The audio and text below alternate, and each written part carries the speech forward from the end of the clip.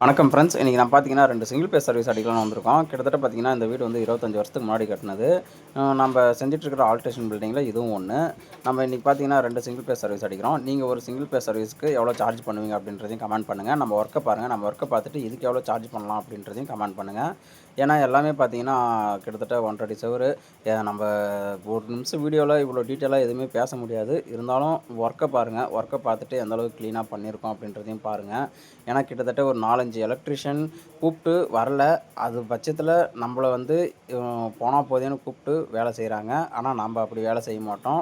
எந்த வேலையாக இருந்தாலுமே க்ளீனாக பர்ஃபெக்டாக கஸ்டமருக்கு வந்து செஞ்சு கொடுப்போம். அது மட்டும் இல்லாமல் இன்றைக்கி பயங்கர வேலைங்க. நான் எதிர்பார்த்தது ஒன்று, நடந்ததே ஒன்று.